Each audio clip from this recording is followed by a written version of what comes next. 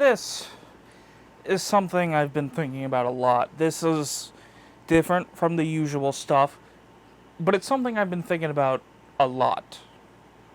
As of today, we are about a week or so from getting Ghostbusters Afterlife in theaters.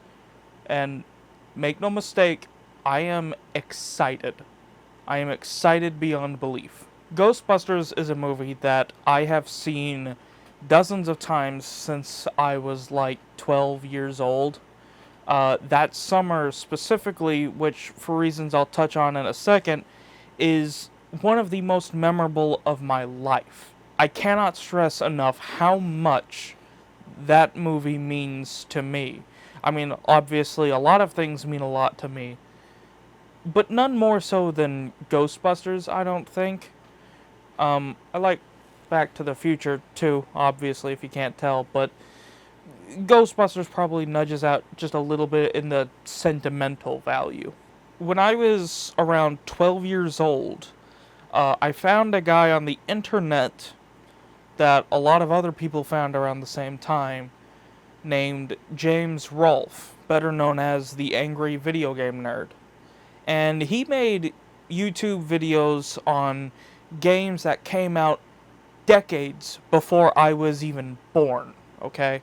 This was somebody who was fresh out of college, just making videos on the internet at a time where doing that kind of thing was sort of taboo. You couldn't really do it and make a living off of it. It wouldn't be for a few more years that that YouTube as a thing would be in the position where it could like give people money for getting them so much traction, you know. And that was a big thing. And the Angry Video Game Nerd was pulling in millions of views.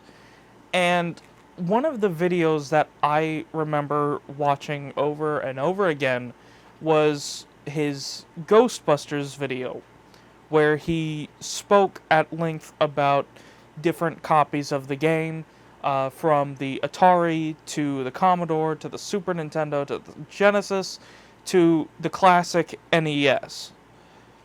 That video stuck out to me because he spoke at length about a movie that I had never heard of, I had never seen, and I wanted to watch it.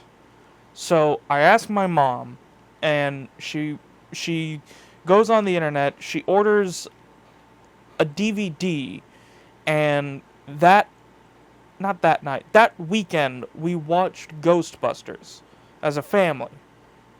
And I'm never going to forget that. That's one of the most sentimental things ever to me. And I even remember getting all of my friends to watch it.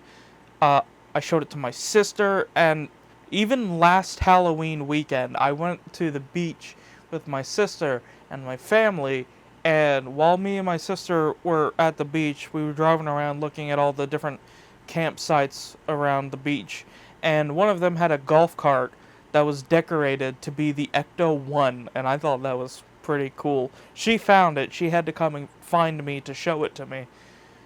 It was awesome. I liked it. And that movie would spawn a lot of emotions in me.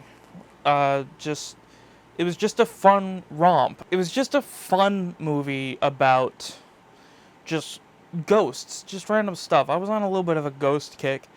And the sequel was pretty good. I liked the sequel a lot, too. Because I just don't take movies that seriously anymore. I just, if you like a movie, you like a movie. It's not end-all, be-all if it's terrible, but Ghostbusters 2 wasn't as good as Ghostbusters. They weren't able to capture that same magic again, but that was fine with me, honestly. And the video game, it's pretty good. It's pretty good. It was made by Atari, I think. Yeah, it was made by Atari, I'm pretty sure. And it had like 3 different versions. It had a stylized version, it had a realistic version, and I've played both to death. The one I played the most was when I was a kid, and I played the like cartoony stylized version on the Wii that had multiplayer. And we chose that version because it had multiplayer and I could play with my friends and my sister. And it was really fun and I liked it. But then there's a stylized version which I've only recently been able to play. Actually, I was only recently able to play it on the Nintendo Switch. I made a video about that because I'd never had a PlayStation or an Xbox when I was a kid to get those realistic versions. Well, I speak too soon. I had a PlayStation. In fact, I had Ghostbusters on the PlayStation 2. But the PlayStation 2 version was also stylized, so it still wasn't the same version.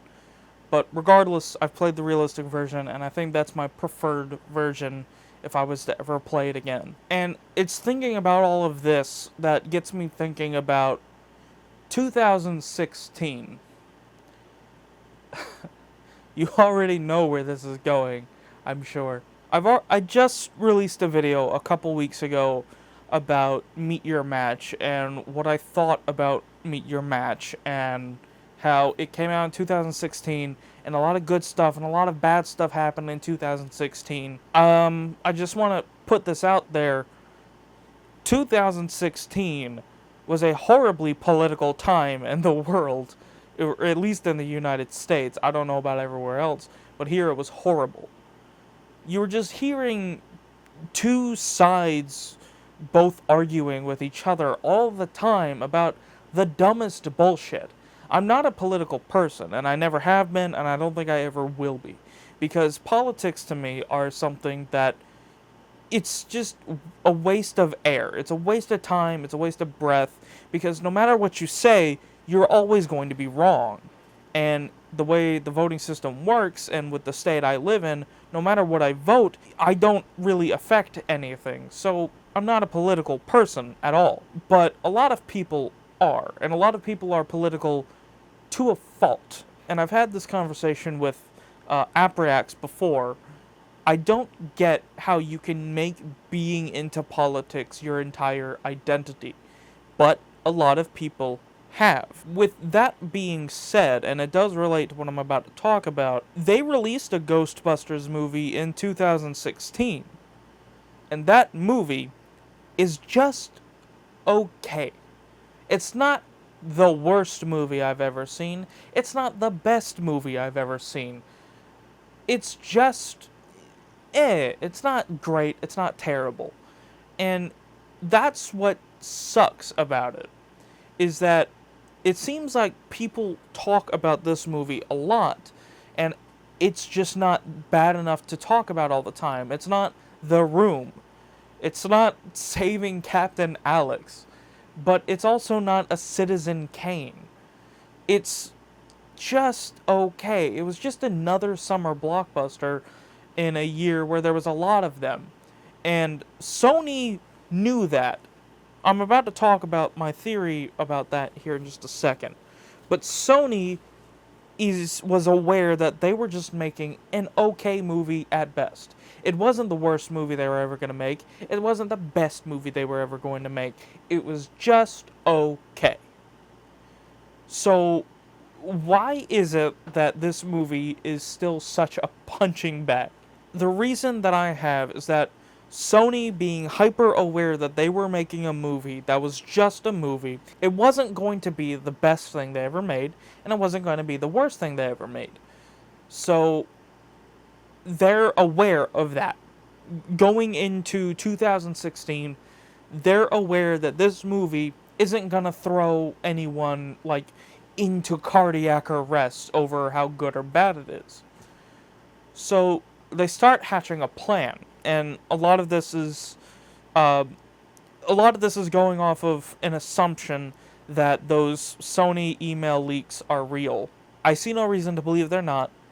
I'm going to assume they are. They went into this mode of marketing this movie toward the wrong group of people. Because when you're rebooting a movie, or you're rebooting a franchise, or remaking it, or whatever this movie would technically be, you should always be going toward those fans that liked the original thing that got you to the point where you're even thinking about remaking this thing. It should also be different enough to warrant a remake, right? And this movie didn't do any of that. It just didn't. And that's what pisses me off so much about it. If you go to that trailer, I'm not sure about today, but at the time, if you went to that trailer, you found an awful lot of misogynistic comments on that trailer that would knock you out of your seat if you read them.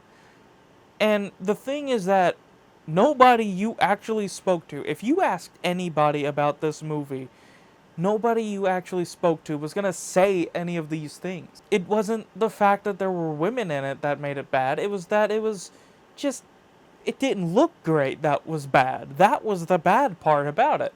And that's what perplexes me.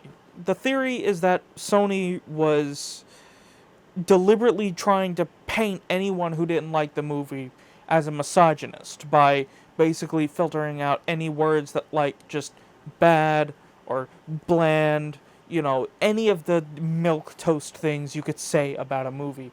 It's just, it's not good, but there's nothing notable about it. But they were allowing and possibly even planting a lot of misogynistic comments to make it look like this was a movie that people like me didn't like because there were women in it. And I cannot stress to you enough how not true that was in most instances. And I'm not going to pretend like there's no one on planet Earth that perhaps didn't enjoy the idea of the movie because there were women in it, because there's a lot of people on planet Earth, and I've heard a lot of dumb shit in my life from a lot of dumb people. So I can definitely see how that is a possibility. But it wasn't on the scale that they were going to. To find the kind of hate and the kind of things being said on that trailer at the time, you would have had to actively seek out groups that were dedicated to the kinds of meeting of these people. And again, I want to reiterate, 2016 was a politically turbulent year. This was a year where there was a guy that a lot of people didn't like, there was a woman that a lot of people didn't like, and a lot of the internet as a whole sort of agreed that one of them was the lesser of two evils. Whether that's true or not, I don't really give a shit. But the one that most people seemed to like over the other was the woman. And it was sort of painted that a lot of the other side's attacks were that she's a woman and that she's emotional and all this other generic stuff about women that you've probably heard from other people. I don't need to tell you what they were. And it was just bizarre. It was the most bizarre thing I think I've ever heard. Like, it was some of the dumbest arguments ever been had on planet Earth happened on, between these two. Now, with that being said, it got to the point where this movie was being pushed as sort of the, show those straight white guys who's boss by watching this movie and liking it and thinking it's good, even though it's not, right? There was this attitude that straight white guys and people who like Ghostbusters, who, let's be honest, is probably a majority of just white guys. I'm not going to debate that fact because, it's probably more accurate to the truth than you would like to admit. But a lot of women, including my sister, who I've mentioned and talked about already, think it's a pretty good movie, right? Women can like Ghostbusters too. It wasn't just white guys. So then, when the angry video game nerd, James Rolfe, appears out of character, and this part is important, out of character, because the angry video game nerd is a character that people seem to not grasp that idea, and I'm about to get into that. A trailer had been put out that was notoriously bad, and obviously fans of his videos wanted to know what he thought about the movie, if he was going to watch it. And this was in regards to a sort of pattern that he had before, where when the new Ghostbusters video game, the one I had already discussed that was pretty good, when that came out, he talked about it. He put out a video talking about it in the same sort of style. Not in his Angry Video Game Nerd, just as a, here's what I think about the game because people want to know. And he put out a video saying, the trailer doesn't look good, I think it's the trail. He put out a video saying, I don't think it looks good, and I think it's horribly disrespectful because Harold Ramis had just passed away. And they're trying to make a generic, gross out comedy movie that makes fun of Melissa McCarthy because she's fat, or Leslie Jones because she's black, or Kristen Wiig because she's weird, or that other stuck-up smart lady. I don't fucking remember her name or give a shit. It was just that kind of movie. It was like a prolonged SNL sketch. And the thing with SNL sketches is that they're funny because they're short. You can make fun of somebody for acting kind of weird in an SNL sketch and have it be funny because it doesn't go on for 2 hours. That's the appeal of it.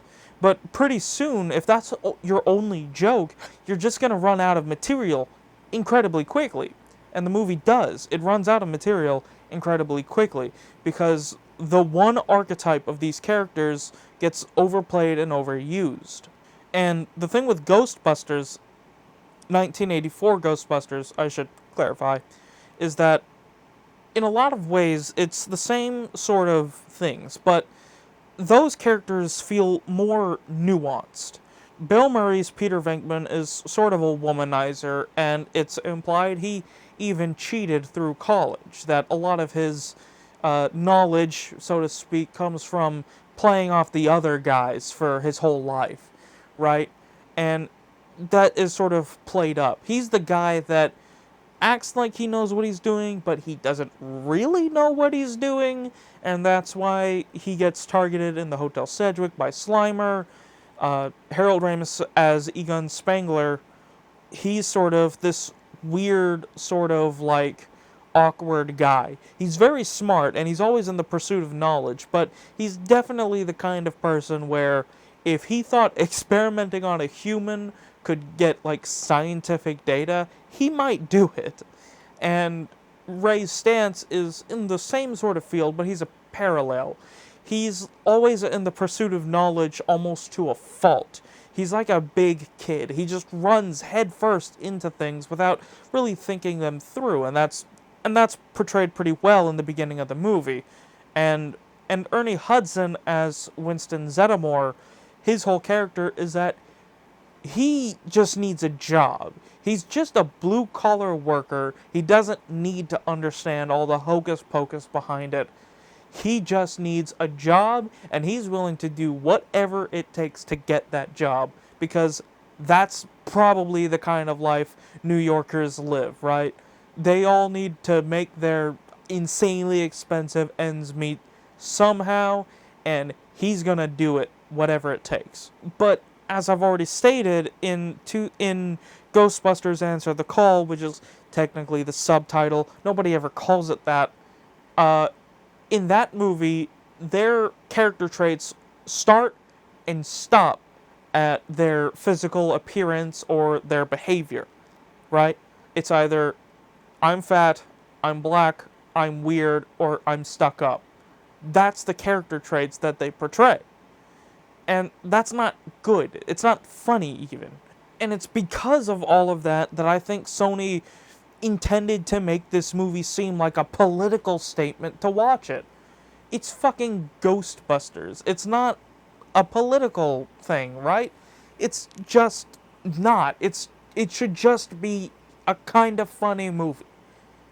I shouldn't have to feel like I'm siding with any political party just because I wanted to watch the movie. I just shouldn't. I shouldn't have to, make that decision. It felt incredibly isolating to be in the portion of people that they were trying to make out shouldn't watch this movie. Because I want to be clear about something. I was pretty excited about the movie. I didn't think it was going to be, wonderful. I didn't think it was going to be, the reboot everyone wanted. I thought it was just going to be another sequel to a franchise I love. And that is where my next problem comes in. It feels like they wanted to use everything associated with the Ghostbusters license. They wanted the logo, they wanted the song, they wanted to use some of the imagery, They wanted to use certain names. They wanted to utilize everything they could about the Ghostbusters while never directly referencing it outside of one trailer that obviously makes it look like this movie was going to be like a sequel or a continuation. But it's not. It's its own thing. And I think it's insanely disrespectful to market a movie toward only one group of people because they're either your political leaning or they're a certain color or they're a certain gender or a certain sexuality. It's insanely disrespectful because I shouldn't have to be a woman to think Wonder Woman is cool. I just shouldn't have to. That's it. I just shouldn't have to. I was trying to think of another reason, but I just shouldn't have to. I shouldn't have to feel bad about it because I wasn't born a certain way. And I thought for a lot of my life that that was a reasonable way to feel, right? And then Ghostbusters 2016 comes along and says that all of that is wrong. That I can't like this movie because I'm a white guy who liked Ghostbusters, not a woman or somebody who had no idea what was going on. I'm not a feminist, so I can't watch the movie. I'm not a woman, so I can't watch the movie. I'm not leaning politically left, so I can't enjoy this movie. And I can't, explain how insanely, isolated and betrayed I was by this thing that I used to love. And I know none of this takes away that those movies exist. I could always go back and watch those first two movies. I have them on my shelf right there. It's super easy for me to just pop them in and go back. But I shouldn't have to feel guilty because I wanted to watch this movie. Because I didn't fall within the, category that they had decided was appropriate and everybody else was bad. And it kind of just broke my heart. Because, again, the movie itself doesn't do any of this. It doesn't say any of that, but a lot of the interviews and a lot of those Sony emails certainly paint a very different picture than what they were, depicting on screen, right? It's like you're doing Papa John's ads, you're, having your actors go on to talk shows and then act all surprised because white guys don't like us. I don't understand it. When in reality, it was just a lot of people didn't like you, guy or girl. And that's the thing, is that a lot of fans, they didn't care you were a woman. They cared that you were, cashing in on a property that you knew nothing about. That was a lot of our issue, was that they just didn't want to acknowledge that those other movies existed while using everything associated with them that people would recognize in an instant. That was the issue that I had. It's not something that I have ever felt strongly on because it's a bad movie. I've got to say, even though it's a bad movie, it was everything surrounding it. It was the fact that it was implied in interviews that I couldn't like it because I was one way or another. And to me, in a lot of ways, it's pretty hypocritical to what most of the people on the internet would stand for, because there were some people that fell into this trap. There were quite a few people who fell into this trap. You know, people who acted like they were better than me because they went and saw this movie. And they were told that I didn't like this movie, so they were showing me up and, saying, yeah, fuck you. Fuck you. I saw this movie and you didn't like it. It was that kind of shit. Just, I never said any of that. I never made that statement. And I doubt I could find it today, but I remember reading a post on an article. I was reading an article about it. This was build up to the movie, peak marketing campaign, marketing push to tell people that I wouldn't like this movie because I was a white guy. It was just in the middle of all that. And under the post, it was like, there was 2 or 3 comments that was just like, yeah, I've never seen Ghostbusters, but I'm gonna go watch this because Republicans don't want me to. And I remember that vividly. And that's the only time I'm gonna mention any political party, because the comments were framed almost exactly like that. I'm going to do this because they told me I shouldn't. And that's the worst type of mindset you should ever have about something. You should never be doing something only because somebody told you you can't. You just shouldn't. You should, if you want to like it, that's fine. But liking it because somebody else told you you can't is the worst type of mindset. It's just the worst. I think that's all the rambling I can do for one day without being, like, overwhelmed. This was just a thought video that I've been thinking about this for weeks. Just endless weeks. I've just been thinking about this as the movie releases, like, why did they make this decision and then decide 5 years later they want to make a new movie that actually seems to care that people should like it. They're putting some kind of effort in to make it a good movie. You know, a sequel, sort of, to speak. Because at the end of the day, I said it once and I said it again, if you've got something that people like, start making it with the intention to isolate them. Because that's what this movie did to me. It isolated me away from this thing that I like. I should have been able to watch this movie without feeling guilty, and I simply was not able to do that. Because the marketing push around this movie definitely, like, made people like me out to be some kind of, like, villain in disguise. And that's gonna be it. Because I think at this point I'm just, like, repeating points over and over again. So, until next time, I'll see you later.